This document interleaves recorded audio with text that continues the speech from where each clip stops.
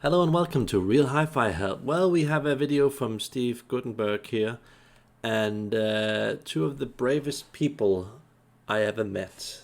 They review cables. Let's just hear what they have to say. Right. Hi, we're Jay and Sue from audiobacon.net, and we're doing this video because we love reviewing cables. And Wait a minute, wait. Why? Why would you subject it? There. By the way, I'm going to also show you this guy. Show you guys this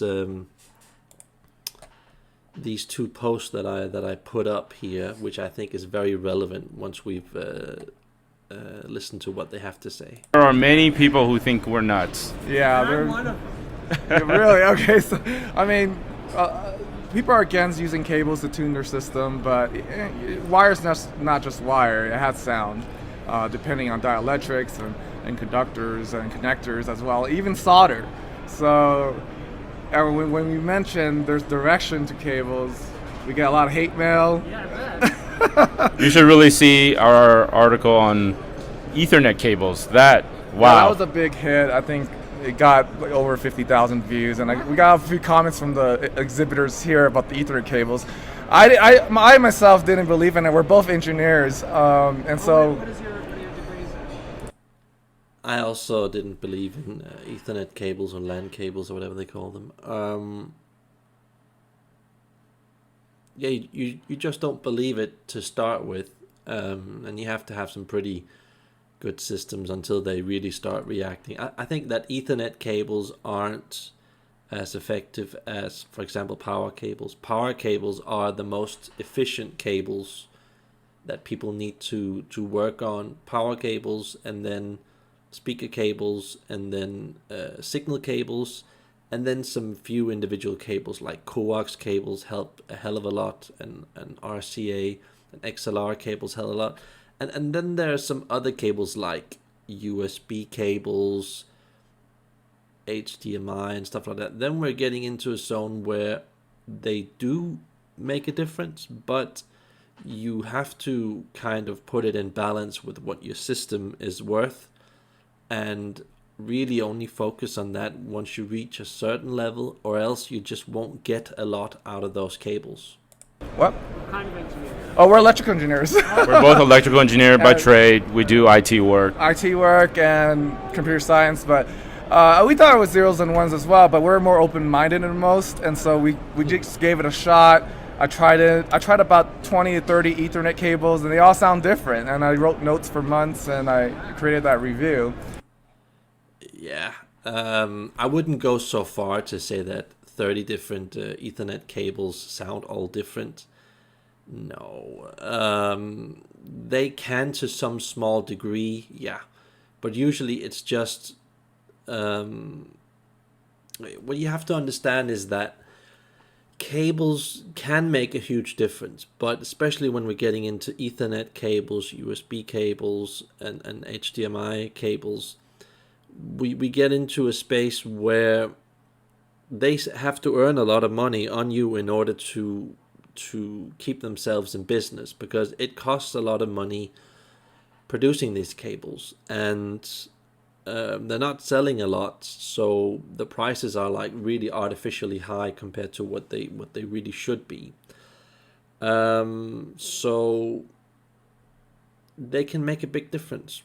Without a doubt, they can make a big difference. But the problem is this whole capitalism system where everything that you buy in the stores has to cost about 10 times more than it actually costs physically producing the parts. And that's the biggest problem with cables. It still abides to this rule, and it makes cables really expensive, and for me personally not worth it when we're dealing with these certain types of cables.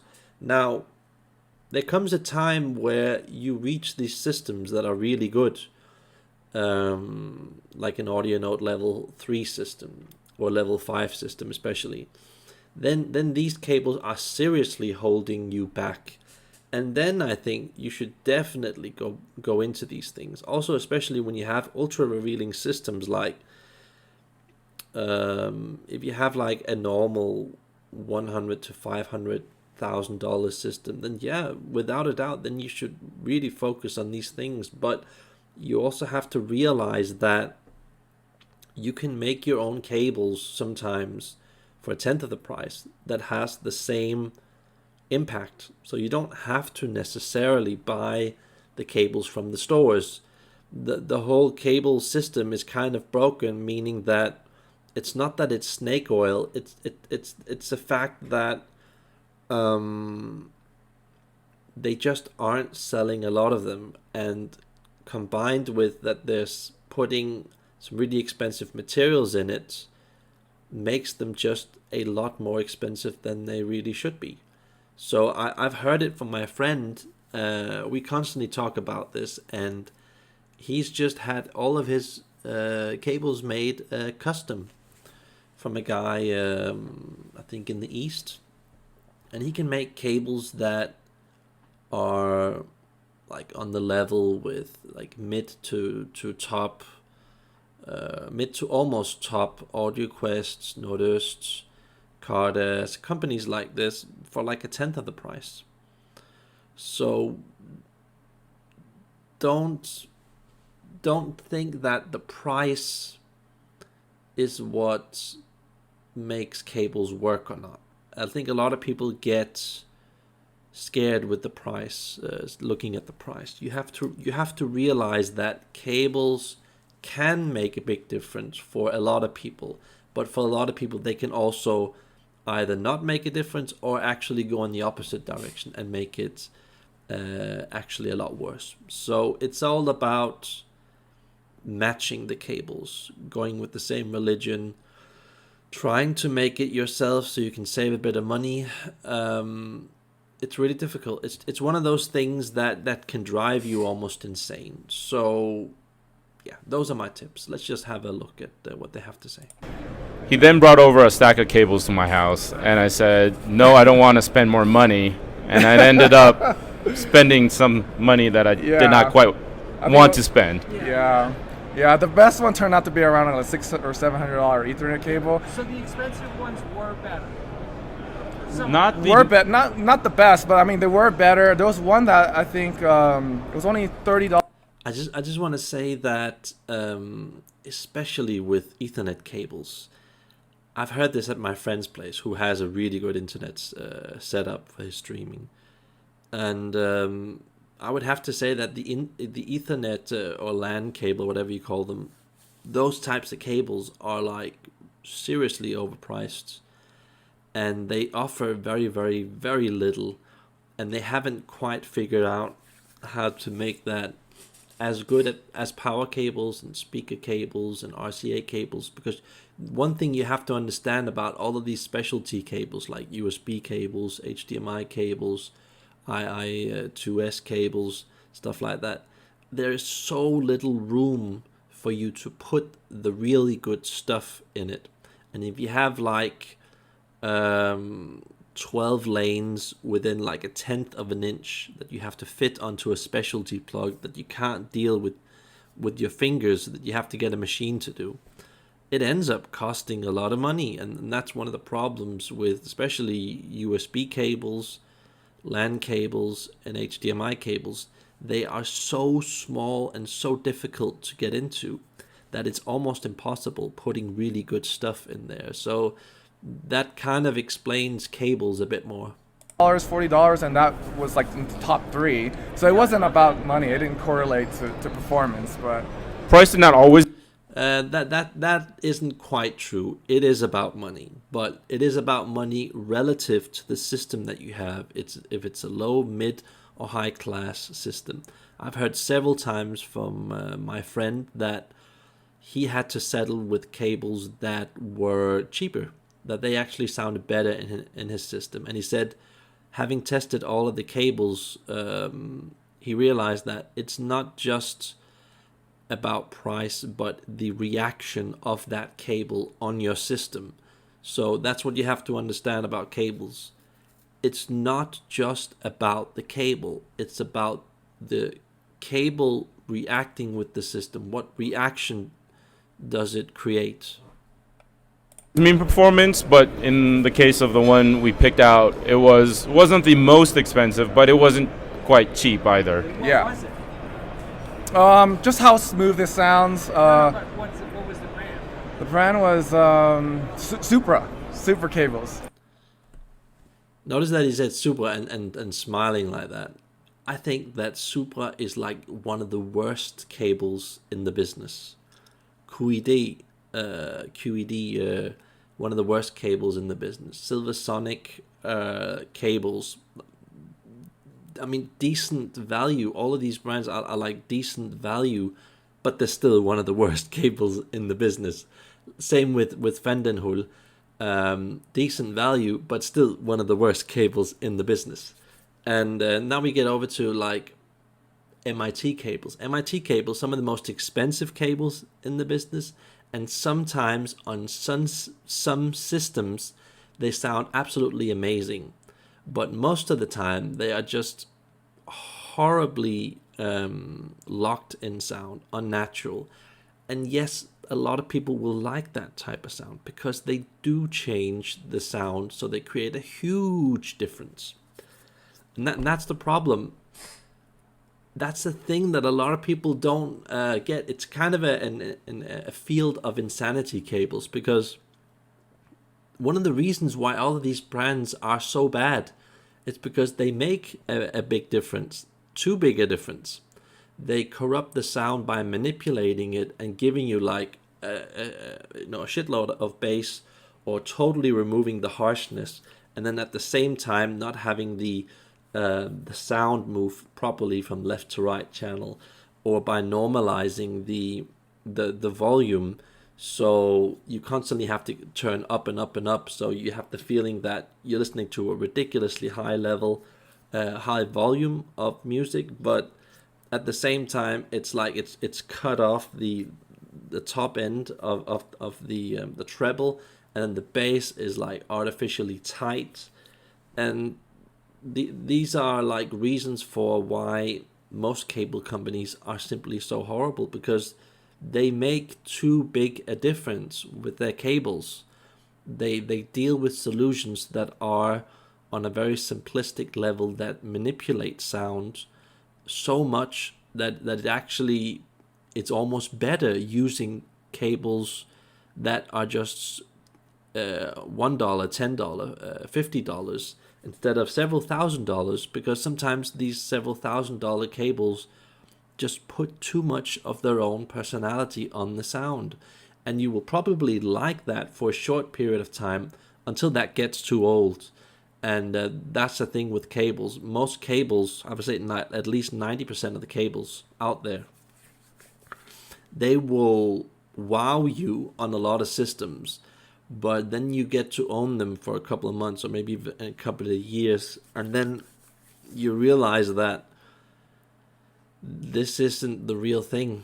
It's too much of the cable that you're listening to. The cable is actually supposed to boost the sound in a natural way and give it a form of purity, and totally get out of the way, so the gear does the what do you call it, the whole sound experience. It's supposed to facilitate the gear doing its job, not having this like locked effect where it just floods you with bass, or it gives you too much sharpness, or it's too fast and smart.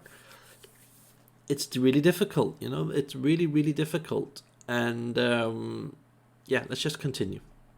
The Supra cables. You can DIY them as well, Supra. Cat 7 or Cat 8. They call it Cat 8, but I don't think it's built to spec. But Cat 8 cables are, I think, $40-$50. You can get them. A lot of people have tried them, and they gave me good feedback on how it sounds. That's actually a very good tip. So instead of having the usual Cat 5, Cat 5e internet cables, that is the standard, go with just like a standard Cat 8 cable, if that's possible, because there you have cable that isn't too much more expensive, and if you're doing it for a very short run, those standard cables can actually sound quite a bit better, only because of the technical stuff, meaning that it doesn't have to dump as many packages sending the signal to you. So it can make a difference. It can make a difference because all of these very basic Cat 5 cables, they have like loose wires inside that are very close to them, and they vibrate a lot. So if you find like a decent cheap eBay Cat 8 cable, it can actually do a positive difference. But sometimes, sometimes some of these Cat 8 cables can also make the sound very analytical and unnatural and harsh, and then you want a worse Cat 5 cable because it just depends on who's making the Cat 5 and the Cat 8 cable. So yeah, everything's relative. Sorry. For $50, it's really good deal. And the $600 one was the SOM DBL Cat 7 cable, which has a filter block on it. For whatever reason, it was just quieter. It had more of a holographic sound. I mean, people are laughing at this right now, but you just have to try it out. But what we discovered, digital cables are a lot more difficult to design. I also want to explain that one of the reasons why these LAN cables work so good is because there is such a huge amount of noise going on the switches and the routers because of these very weak power supplies and general routers and switches that people use. So yeah, it actually helps upgrading to a mid-class Cisco switch compared to like a normal $50 switch. It can actually help sometimes on some systems. So that is one of the reasons why they help so much, because there is so much noise on the system, and the more noise you have on the system, the more you have this like soupy energy going like and when you just have a better dielectric, a better conductor, when you have thicker threads and they're more pure, and you have a plug that is like made with some proper gold connector, that can suddenly suppress the sound so much that it makes you feel as if a lot of the noise has disappeared. So yeah, that's one of the reasons why they work. Sound great over signal cables like interconnects and XLR cables, RCA cables.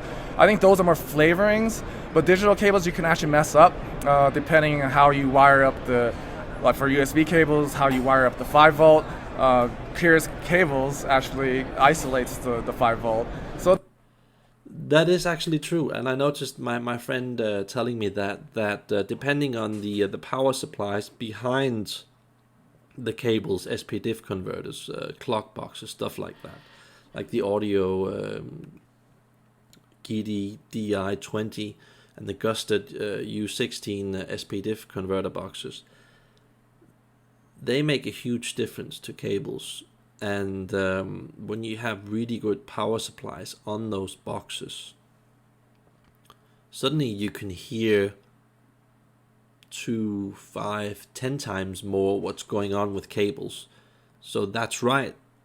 That's important what he just said. That is a huge reason for why cables work, because of these boxes. They make it possible to hear the differences. But we have to be honest with ourselves. If we're connecting a standard $1 USB cable with a standard $50 with a standard $1,000 USB cable on a laptop streamer going directly over to a DAC or directly over to like the amplifier, you won't hear a big difference. I mean, most likely you'll have so much noise on the line that the best cable, the one that's supposed to be the best cable, the $1,000 one, will actually sound worse because it's revealing too much detail, So yeah, interesting, very interesting. There's many designs that people use, different dielectrics. So you go into depth in this in the review in your site. Yes, and I also recently did a BNC coaxial review, and that got a lot of hate as well. And coaxial cables can make a huge difference because there it has the size that makes it possible for you to put a lot of metal in it, and you can actually choose to run with RCA cables on coaxial connections, which again makes you save a lot of money. And when you skip the 75 ohm screen, what happens is that you don't have what's it called, radiation deflection.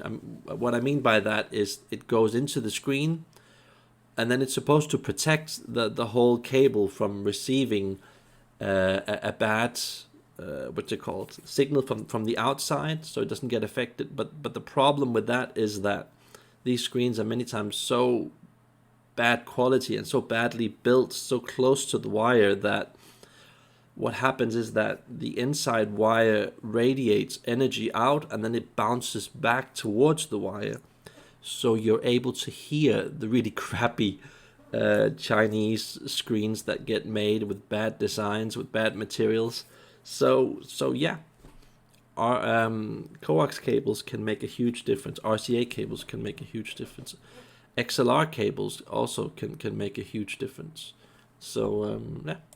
Because it's zeros and ones, like everyone says, but we're trying to use it in dual mode for the core electronics DACs and Bluetooth and HIFI M scaler. So in that case, we're trying to upscale to 768, and they're all different. I spent about 2-3 months going through probably 20 more cables. But the thing is, okay, let's say this cable, you think this is an amazing cable. Okay. But is its amazingness relative to what the source is and what the load is? Does that Yes. make any difference? Yeah, it does make a difference, but we do try these cables on multiple systems. And so, but in this case, it's usually in dual mode. Only the Cord products that I know of use 2 cables. And so we'll use single cable for different DACs, different systems, different servers. And we kind of go over our notes over a couple of weeks, aggregate what was the same, what was in common. And surprisingly, you can actually predict how it would sound in another system. That's true. That's true. Like, for example, let's take a Furtek NCF top power plug. You can predict when you put that on any cable in any system that it's going to do a lot of coolness, and it's going to reduce the harshness, and there's going to be a hell of a lot of separation between the left and the right channel. That's how Furtek makes their sound. They like to suppress things, and if you compare it to a normal $1 cable, you hear that the Furtek is just so much more defined, clear, and so much more separated. I mean, the separation between the left and the right channel is just ridiculous. And yeah, when you do it right, put on the right cables, it can actually sound pretty good.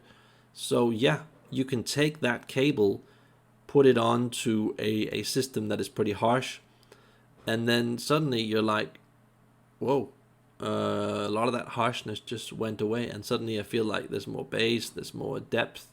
And then you just repeat that cable, more of those types of cables, put one on the CD player, on the DAC, on the amplifier, and then suddenly it's like, yeah, the sound is a lot more rolled off in a natural, believable way. It's a lot more depth. It's just a lot more of everything. So yeah, I mean, Furtek is an extreme example of this, and that is why a lot of manufacturers are using Furtek, because it makes a huge difference using their connectors, and I generally don't like it. When you're at the top level, or like the start of the top level where I'm at right now, Furtek makes too big a difference, and I don't like the way it infects my sound. On other systems, it can sound pretty good. Like on my friend's system, you know, he has a much lower class Yamaha system, so he needs Furtek to kind of save his sound. And the level that he does it at, which is like a much higher level of filtering that I do on my system, makes his system just sound like like something that beats most audio note systems, because it's the way that he does it. So yeah. With these tests, and it's over time as well. And so I figured the only way to test these cables properly is just to do it over time. What about blind testing? I don't think blind testing works as well. We've done a few. That is correct. Blind testing does not work the way that people think it does. Because when you're listening to a blind test, the problem with that is you are totally disconnected from what's going on in the system, meaning that the whole process of realizing that this is a cable, it makes this difference on this system, and then having that, being affected by that, knowing what to listen for, you won't be listening for the same things, because your mind is not in sync with that. It could be anything. And on top of that,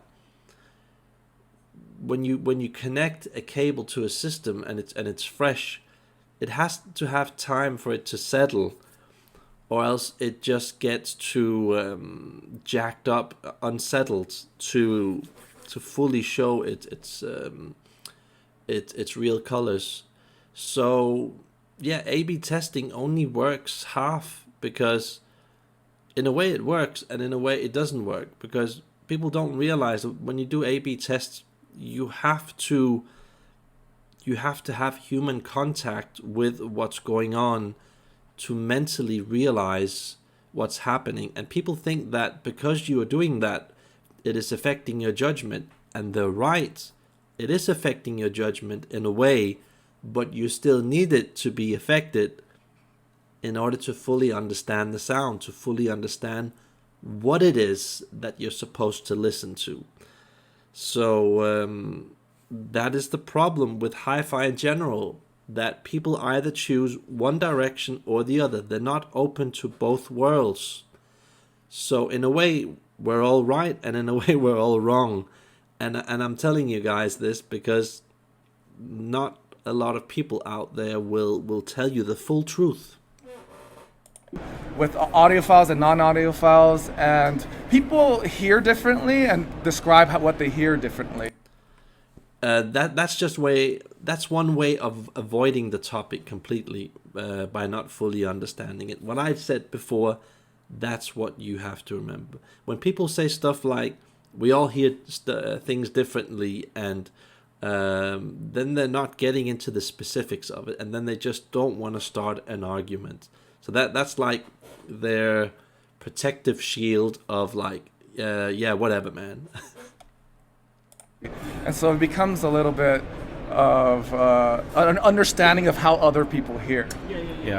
Yeah, right. That it just isn't right. You have to understand a subject at its full core, and it doesn't matter if you're engineers like these people or other people, or if you're an electrician or an audio engineer or something else. It doesn't matter. People have to respect the matter that it can actually affect your judgment, that if you are fully educated in the field of music, that it can steer you in a certain direction where you can't hear certain things, because you know on a science level that this is what it's supposed to do. So because you know that it's supposed to do this, then you're listening for that, if you know what I mean. If you know that this is supposed to give a darker sound because it's made of a material that is gold, which has more resistance, then you're listening more for that, because you have science on your side, and then you will not challenge that, because you have science on your side saying, well, there's more resistance in gold, and that means I have to turn the volume more up, and that means that it does something with the harshness, so I won't pursue this line of testing. I'll just let science determine what is what. So that's the problem. Yeah. So, just to kind of add on to what Jay talked about, I think when you listen to these cables, and one of the things we do is we do try to listen to these over 2 or 3, 4 systems sometimes to really kind of see how it synergizes and plays with different components. And what you kind of see is you'll see certain notes and certain themes come through and repeat itself. And so that is how you kind of distill down to the core characteristic of a cable. True. Totally agree with that. I just want to quickly show you guys that this is what I wrote. Of course cables work. They do the same stuff as all the insides do in an amp. A transformer is basically just one long cable. Resistors, electrolytes, same thing. So that's what we have to consider cables. Cables is an extension of the amplifier. It isn't that the amplifier does all the work. The amplifier needs power, and with power, you don't just get something that like switches on and off the amp. You get a force from the outside that kind of vibrates its own life energy and priority and flow into the music. So an extreme example, if you compare an MIT cable with a Fender Hull cable with a let's just say you make a summer cable, Quadra Blue. Those are like power, and those are all power cables. If you compare those 3 power cables with each other, you will discover on low, mid, and high end systems that they will sound completely different. So if you don't believe in power cables, just do that test. And yeah, just wanted to say that people just don't get it, that a $1 cable can sound the same as a $1,000 cable on a low-end system, which is many times the case, but the exact same tests on a good high-end system can sound like you're testing, 2 different amps that are $1,000 and $10,000 in the best case. So suddenly it can sound like you have a $10,000 buck system because you have a $1,000 cable on it, So also just want to say that just think about it. Most people think that a normal $1 cable that comes with our gear is just copper, but they just can't be more wrong about it, because usually it is a mix of like 10 metals, and then it's in its most unpure form, made with the worst recycled stuff from China. Same with the plugs, and bad conductivity just gives a pretty bad sound. And also think about this: with normal power cables, you only get about 1/5 of the strands, of the metal strands. So if you don't believe in power cables, you also don't believe in transformers, because just think about it. If you have 20 strands in a cable and then they're the same thickness, but then you have 100 strands, isn't 100 strands supposed to make a difference compared to 20? If it's the same construction, if it's the same copper, the same thickness of thread, of course it is, because that's how everything in our hi-fi chain works. Everything makes a difference, but you just have to be so open to testing things in an extreme way to fully understand what it is that you're dealing with. So yeah, I just felt like when I saw their homepage for the first time, I just felt this, like, I could see that just so many people hating on them.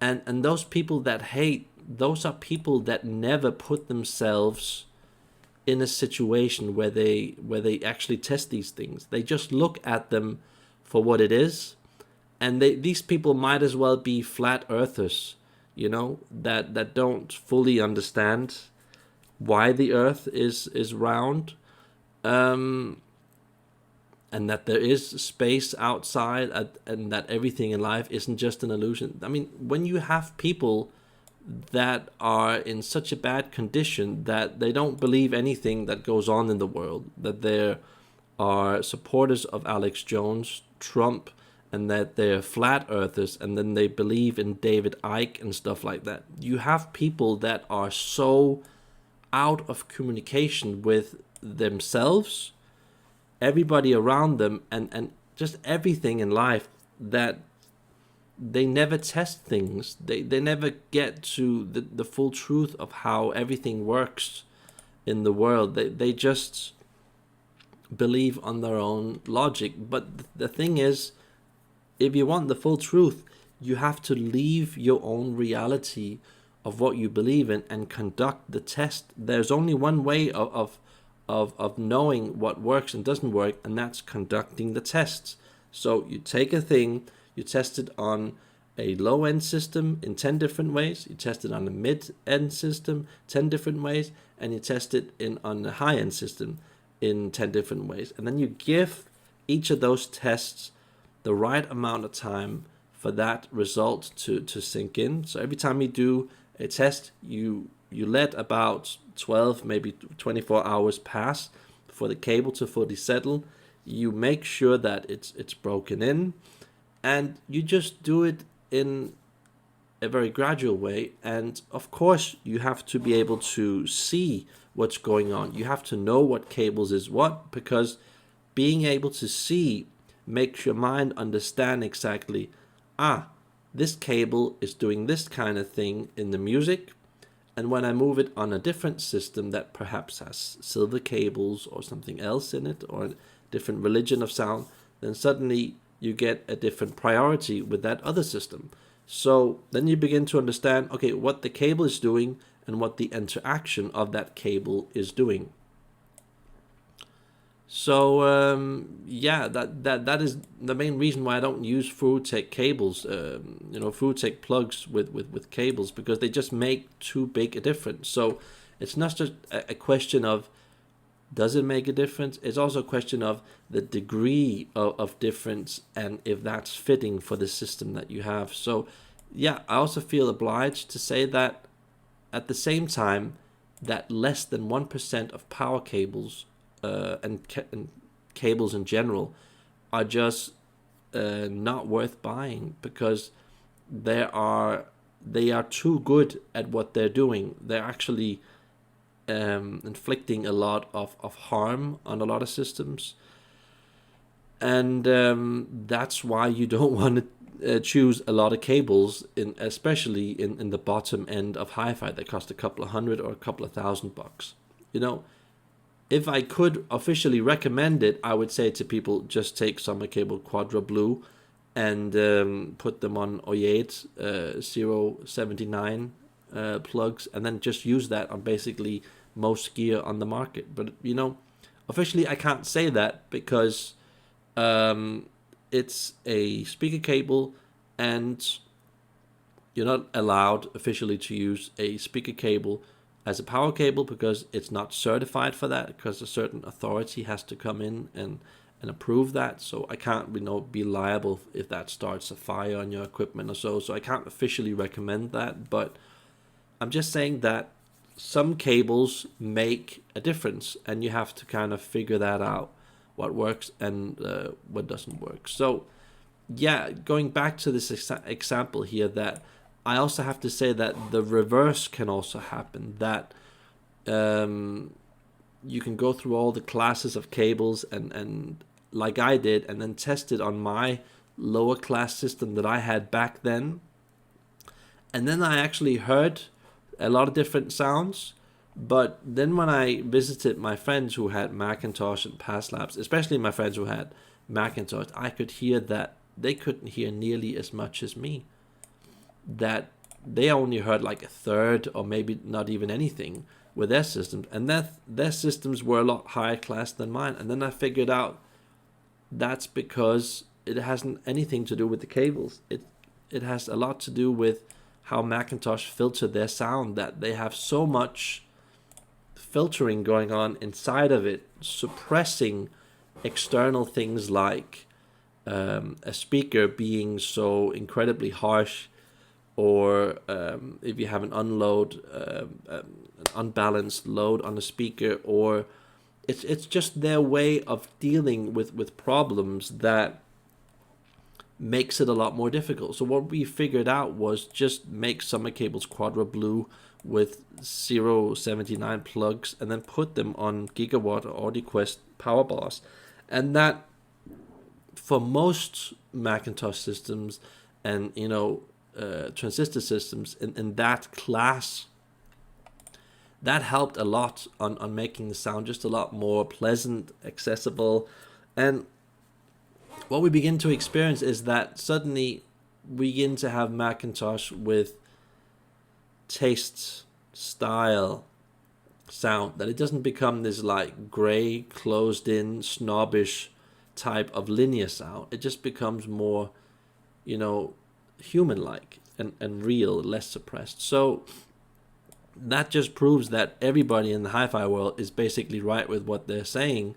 It's just the context of how you're performing these tests. That's what really matters. Right. And But one more point I wanted to add was about listening, blind listening. I think in addition to what you said about the way different people uses verbs or adjectives and describing sounds, I think there's a skill that you kind of develop over time where when you listen, not everybody kind of listens to the same detail or certain aspects of the detail. Maybe it's sometimes as simple as the way the cymbal rolls off in the background, but people may be just so focused on the great vocals on that piece, and so sometimes it's more about just kind of listening to that song 5-6 different times, and each time listening to a small component of it.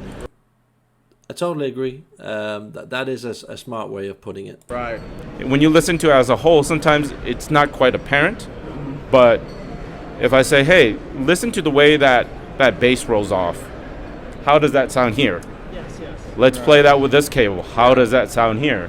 And do that across multiple systems. So it turns out a lot of times, like if the cable's warmer on one system, it won't sound as warm on another system, but relative to the other cables, they would be. So there is consistency. There's still consistency, but there are times where we're baffled. We don't know why it sounds different, completely different.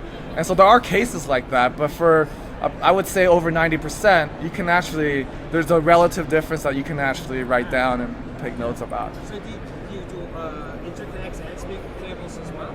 We do. Power cables, interconnects, digital cables. Like I said, I think digital cables are the most difficult. You can actually mess that up. But analog cable, Digital cables, agree. Very difficult to test, and you have to have a very high level of system to fully understand what's going on. So those are more flavorings, I feel. So that when you're getting into really good cables, then you notice that you just get a lot more personality, a lot more flavoring.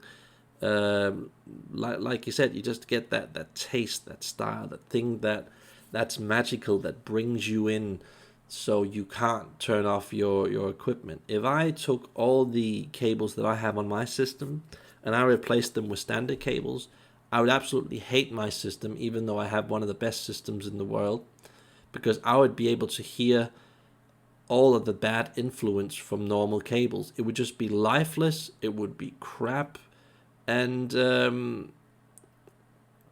it just would be horrible. And then a guy would probably like comment on that on my video saying like, oh, I have Macintosh system which is built properly and we don't have problems like that because it's made by proper engineers. No, not really. That's called suppressing sound, because if your sound is so suppressed that small differences like that does not become apparent, then you know you have a really, really bad system. every designer has their own approach and they have their own fans. And so some fans prefer the whole liquid sound, or someone prefer the more raw and gritty sound. And so that's a personal preference. True. But digital cables you can definitely mess up. And that raw and gritty sound, that especially comes from cables like summer cables Quadra Blue and Elephant cables. They have that raw, gritty, earthy, real sound. So not all people are going to like it, but I still think it's a lot better than that subdued, suppressed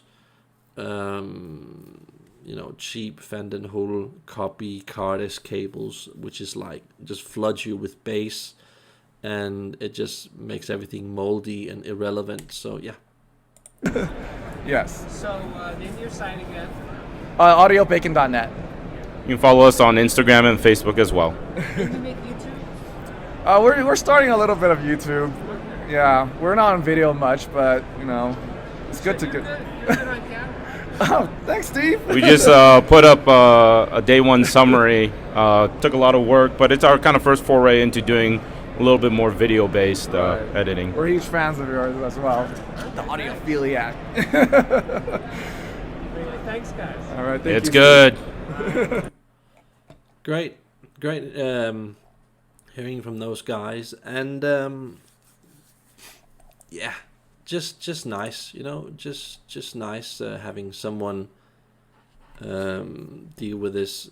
It is almost a field of insanity dealing with cables, because it's a true test of your character, how you are as a person. It's a bit like when you're listening to a guy playing, let's just say, an electric guitar. You can really feel that the aura of that person shining through what they consider to be good music, and how they prioritize their sound. So,